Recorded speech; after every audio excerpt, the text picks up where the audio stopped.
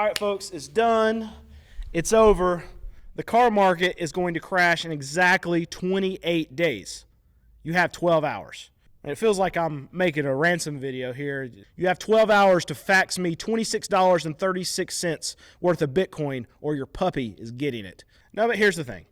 I went to a used car dealer auction yesterday, and I bought 11 cars for $22,550. And later on in this video, I actually go through all the cars that I bought. I'll show you what I paid for them, and I'll even tell you exactly what I'm planning to sell them for so you can know what I'm trying to make on these cars. But here's the thing. I know what you're saying. Brandon, haven't you predicted 10 out of the last 2 car market crashes? And that may be true, but if you followed me along this whole journey on this ridiculous thing called YouTube, then you've known that everything that I've ever said has been 100% right. And I say this all the time, and I remind my wife each and every day, and we've been married for now, 14 years. And she still doesn't believe me. But here's the thing. If she would have listened to what I've said all along this time, me and her, we would have been billionaires by this point. So you can thank her for not listening to me, and this is why I have to make these YouTube videos here for you. But anyway, I bought these 11 cars, only paid $22,000 whatever dollars for these things. So why this is so weird, and why I want to make a video, this ridiculousness about this whole act of me just going to a car auction, buy cars, should be normal, right? Not this time of year. See, we have this seasonality that has just hit us in the face here in the car market, especially small used car dealers, just like myself. Sell cars that are $5,000 and under. And what has happened is we've went through tax time, right? All these broke people got their government allowance back from money that they were just giving as a free loan to the government. Now they get one lump sum back. Broke people have money. Broke people spend money. And it happens every single year. Very, very predictable. As soon as this hits, they come and they wipe us out on all our cars. And the same thing happens to every other used car dealer around my area, around the nation. Cars get sold, cars get bought around this time of year. Dealers clear out a lot of their inventory. They rush to auction. Prices spike up. And what typically happens is, because of this velocity of money that's going through the system for a lot of these car dealers, when these car dealers rush to the car auctions, it makes prices spike. And that means that I can't buy cars. So what I do in preparation for this is I go and load up before tax time, buy a bunch of cars, because I know after the money hits, I'm going to have to take a vacation from buying cars for at least a month. This year, it is not the case. So what does that tell me, Brandon? Well, that's saying to me that a lot of these other car dealers have not had the tax time that they once anticipated was going to happen. Maybe they sold through some of their stock. I talked to a lot of car dealers. They had a very good initial tax season, the first week of it or whatever, but there was no sales through. There's no sell through as far as all their inventory. So they went and got overexposed to a lot of inventory, whether they bought it before tax time, anticipating a big tax time, or they bought it right after they sold on that initial bump, and then there was no follow through from the consumer. So this can tell us a couple things about both the car market and maybe the economy in general. I know there's a lot of you out there that watch me for the simple side of, okay, I service a consumer that's on the lower end of the economic spectrum, and as that consumer goes, so does a lot of the market. So what we're seeing at my car dealership, we were actually able to have a really good tax selling season through about 2.5 to 3 weeks. In the first 7 days of tax season, when the money started to hit, we sold 51 cars. And then in the 2 weeks after that, in about the first 3 week span, we sold a little under 100 cars. Now, this is really good for us, but the weird thing about it is that we can see now that tax time is done. All the money that was going to be spent has already been spent. I know we're not to the tax time deadline yet as the time that I'm recording this video, and a lot of you are going to say, well, the tax time's not over because people are still fine. No, the people that are going to spend the money, they're not delaying turning in their taxes. They're not delaying doing their taxes, because the people who need the money and are going to spend it immediately, the second that they get their W-2, they're taking it to TurboTax, they're taking it to whatever whatever tax company that's closest to them, they're filing it as soon as possible. They're getting the money in the first wave. Those are the people that are going to spend it instantly. That's the tax season that I'm talking about here in the car market. And here's the thing. So I talk about this car market crash, and I do it on a yearly basis. And there will be a creator, a small brain creator, that will make a video a month from now, putting maybe this video up, putting my stupid face on their video saying, this car market expert. They call me a car market expert. I appreciate that. I'm not a car market expert. All I am is a small used car dealer that can see trends in the market, and I tell you what's going on. But they'll call me this car market expert, has been predicting car market crash for the last 3 years. And the argument that they always use is, well, how can this be? And they're calling me out, obviously. If car prices are more expensive now than they were in 2019. This is always my favorite argument to hear, and it's always makes me chuckle, because with this logic, you would think back to like other crashes that we've seen in markets. So think about a housing market crash in 2008. That would say, using that same logic, that there was never a housing market crash in 2008 because housing prices normalized, went back to the equilibrium, the price that they were in 2008, somewhere around 2011. And then in 2013, they're actually higher than they were in 2008. So with that same logic that the creators use to argue that there has not been any car market crash, when I said there has been a car market crash that we've experienced over these last few years, that the housing prices never crashed because the prices were higher later than they were when the crash actually occurred. So I looked up the term crash to actually be able to not put my own definition behind it, but use some AI and the Google machine on the intrawebs. And I emailed the Chat GPT and let them tell me what this crash meant. And the definition that I got was a swift motion downward in markets to the downside, often in the stock market is the example that they would like to use, in a short amount of time. And the thing about it is they gave an example, and the number, I said they, like it's a person. AI is taking all our jobs anyway. It is going to be they, and then them, and then us, and then what you're watching right now. It might not even be Brandon. I'm just a AI reenactment of myself at this point. And you know what? Brandon might not even exist. And the videos that you've always been watching, the car lot doesn't exist. It's all AI, right? So anyway, within this AI reenactment that we're doing right now, this simulation of Brandon is saying that the example that the AI Brandon, you get what I'm saying, pulled up, is that 20% was the number that the crash was defined at, or that's the example that was given. And what I can say is that each and every year that I talk about this car market crash, and these are always the videos that these other creators pull up and say that I've been saying car market crash for the last 3 years. And there's some truth behind that, because every time around this time of year, I do put out car market crash videos, because the car market actually does crash every single year. And the thing about it is, the argument that they're saying is prices are higher now than 2019, astronomically higher than in 2019.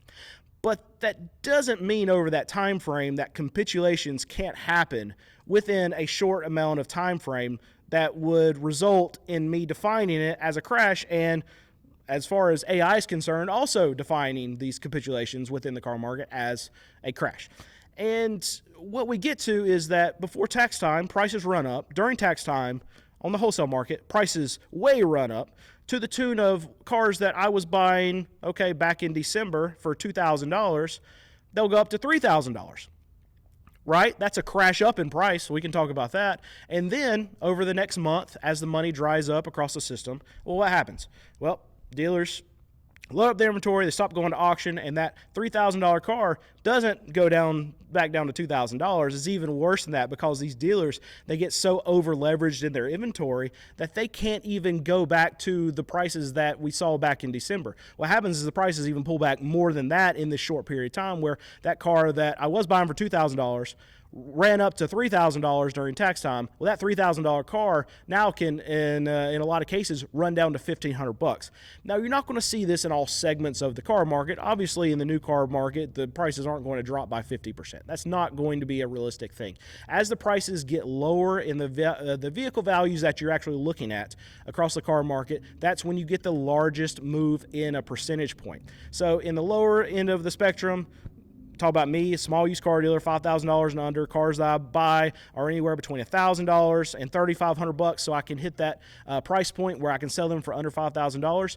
Those cars move by massive percentages over this time because this is the market that's affected the most. This is the crash. This is the capitulation that I talk about every single year that other creators like to point out, saying, Brandon says the car market crash every single year. Prices are higher now than they were in 2019. Yes. Yes, they were, especially if you're looking at just brand new cars. This is not the market I care about.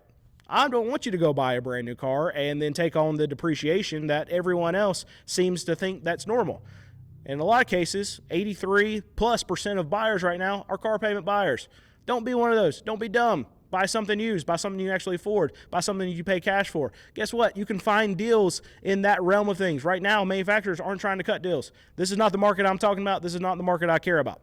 The market that I care about is the one that I operate in. The $15,000, $10,000 and under, all of those level of vehicles, those are the vehicles that crash right here at this time period. And I'm already seeing signs very early this year, and that makes me think that going forward, this crash that I talk about every single year that happens around the same time of year because of seasonality in the car market, it's going to be much worse this year than it has been in previous years. We were supposed to have a much better tax time than we have in recent years, and that did not happen. Still did great here at my car dealership, but we still didn't sell as much as I thought we would. I thought we'd be out of cars. We're not. Then I thought I wouldn't be able to buy cars. That's also not the case. I'm able to buy cars now, and right now we can get into the cars that I bought, and that's been my rant about the car market. But I know a lot of you are more interested in what I bought and what I paid. So, like I said, I bought 11. Actually, I only have 10 on my list here for some reason. There was one, the auction sends me this list, and there was one that we had a miscommunication on the dealer block. Anyway, I remember it was like I want to say it was like a 2006, 2007 Nissan Xterra with like 180,000 miles, and I paid like $1,600 for it. So something like that. It's really cheap. But I bought a 2010 Ford Taurus. I love Tauruses. It doesn't matter what year they are. I built my business on Tauruses. They're easy to work on. I know the problems on them. I know a lot of people don't like them and think they have bad problems like head gaskets and stuff. That is a common problem with a Ford Taurus, but that's stuff that I can check before the car actually goes through, so we actually don't get stuck with a lot of head gasket problems or a lot of transmission problems with a Ford Taurus because we check them out before the auction. So I paid $2,300 for this car. Each and every one of these cars that I'm telling you that I purchased, showing you the price of what I paid for it. There's also going to be a buyer fee associated to it. Not a buyer fee from my buyer that's actually going to buy the car, but I am the buyer at the auction. I have to pay an auction fee. I have to pay that buyer fee every time I buy a car. So if I pay $2,300 for this car, my buyer fee is $250. So we now have $2,550 in this car. Probably going to be a $3,500 to $4,000 on my car lot. If I can make $1,500 on a car, that's a home run for us. But in most cases, we're going to average between $1,000 and $1,200 of what we actually make. All right, next one, 2011 Ford Escape. I only paid $1,000 for this one. This one's interesting though, because it was going through the auction. I threw up one finger. No one else bid on it. It's not that the car was bad or anything. There's nothing wrong with the car. It's actually ready for us to get inspected and clean up and get sold. The weird thing about that is it was going through, and usually the auction year will start high. So on this car, it probably started like $2,000. It's probably like a $1,800, $2,000 car is what I was expecting to pay for it. Probably started at $2,500, dropped down $2,000, dropped down to $1,500, dropped down to $1,000. And in a lot of cases, a dealer will wait till the auctioneer drops it all the way down to something like this is only going to sell for like $2,000, drop it down to $500, and then they'll start bidding on it. But when it got down to like $1,500, I put one finger up and said $1,000. And for whatever reason, no one else bid on that car. So it leads me to believe that dealers thought the money was still going down, and I just kind of snuck one in there. Also, the auctioneer, I buy a lot of cars from that auctioneer at this auction, and they do have a tendency to cut, when I'm the high bid on something, cut something a little quick. they shouldn't do that, but I appreciate it. It saves me money. Anyway, there's just a bunch of, you want to be very good friends with the auctioneers whenever you're going to these auctions. You want to make sure you treat them well, and sometimes it benefits you, and this time probably helped me out a little bit. Anyway, $1,000. I got $1,250 in it. It's going to be a $2,500 Ford Escape. Great buy. So next one's 2008 Nissan Sentra. Not my favorite. I don't love Nissans. I don't love Sentras, but we sell them. Paid $2,400 for it. I think this one had low miles too. They don't, whenever they give me this list, they just put the year, make, model, the last 6 of the VIN, and the price. And they don't put the miles on there for whatever reason. But I'm pretty sure this one's like 140,000 miles, which is lower for us whenever we're buying cars. Keep in mind, we buy cars and sell cars $5,000 and under. That's so we usually have to buy older cars, higher mileage cars to be able to be in that price point. Pay $2,400 for this car. It's going to be an easy $4,000, $3,500 car for us on our lot. 2008 Toyota Corolla, paid $1,600 for it. $3,000 car again. 2010 Jeep Patriot. This one was particularly clean. I think there was 2 Jeeps on this list, and they were both super clean. A lot of times that we buy cars, the cheaper cars, they're going to be pretty dirty, and we usually have to do a lot to get them cleaned up. But this one looked really, really good. 2010 Patriot, $1,800. Easy $3,000, $3,500 car. 2005 Toyota RAV4. I love Toyotas. If I could only have one car on my lot and not have to worry about anything on these cars as far as reliability, putting my name behind it, it would be a Toyota. And then close second, Honda. So any time I can buy a RAV4 to be able to sell at my price point or under, we try to buy it. 2005 RAV4, $2,000, going to be a $3,500 car on my lot, easy. 2011 Honda Civic, again, Honda, love them. $1,900. This one was surprising because usually these Civics, and this is one that where I was given the example of how far prices fall during this time of year when they crash. There's an active crash price right here. 2011 Honda Civic would normally be like a $3,000 to $3,500 car at the auction. That's what we'd have to pay for it. I paid $1,900 for this car. Very clean, looks great, nothing wrong with it. We're going to be able to clean it up and immediately sell it, and I don't have to do any work to it. And I'm going to be able to sell it for $3,000, $3,500, and that's just a few weeks ago what I would have had to pay for that car. So you can see the percentages of drops on the wholesale market of what I'm able to buy right now versus just what I was able to buy just a couple weeks ago. It's absolutely insane, and I think it should drop even a little bit more from here because typically middle of summer, beginning of summer, very, very slow for used car dealers, and this is coming off the back of spring selling season when car dealers get over leveraged after the fact, pay too much for cars, they stop showing up at auction, so prices should tend to come down just a little bit more. You gotta remember, a lot of these car dealers, they're broke, they have to finance all their inventory, so right when you get into summer, they're right at about 60 days, maybe even coming up on 90 days on a lot of cars that they paid way too much for at tax time that they couldn't sell. So even more so, they're trying to get out of the cars that they have, and they're needing to dump them. A lot of them are taking losses. If they're taking losses, they're not trying to replenish inventory when they're actively trying to get rid of cars that they know that they paid way too much for. So that car could be even go down to like $1,500, that similar type of car, in the next month or so. Next one, 2009 Jeep Liberty. Paid $2,500 for it, $3,500 car, easy. This is another surprising one. 2004 Honda Pilot. I only paid $1,000 for it. That's another car that could easily be $2,000, $2,500. In a lot of cases, it'd be like $2,500 to $2,800 in the midst of tax time. And for them to sell it to me for $1,000, because you got to keep in mind too, a lot of these sellers know what these prices should be going for, and they don't have to sell these cars to me in the lane. But they're also cutting them loose. I'm not getting any if bids. I'm not getting any no sales. All of these cars, I think I had 2 if bids across all of these 11. And after the auction, they ended up just selling both of them to me. No negotiation, nothing at all. So it didn't, the amount that I bid on it didn't go up to their reserve. And the auction tries to put the deal together. They call it an if bid, call it a phone call or whatever. But it just means that the bids didn't go up to the reserve, and we have to work out a deal after the auction's done. And in most cases, they come back with a higher number. Say I'm at $2,000, they want to be at $2,500. They'll come back and say, okay, Brandon, if you pay $2,300, then you can have the car. On both those cars that I had, neither one of them came back with a counter. They just flat sold it to me. So that's a good sign for the car market. Typically, when the car market's trending down, see a ton of if bids, see a ton of no sales. But if a lot of these selling used car managers at these franchise stores are seeing this downward trend in the market also, they might be wanting to cut bait on with a lot of these cars, just because they don't want to get stuck with them either.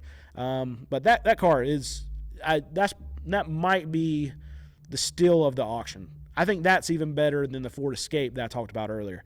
Bought a 2013 Hyundai Sonata, $2,200, easy $3,500 car, and that's all of them. So anyway, this is, I know, silly, stupid video. I'm sitting in front of a $1,500 Chevy Blazer. That's the first car I ever bid on, by the way. But here in this the studio, try to do more updates for you, just like this.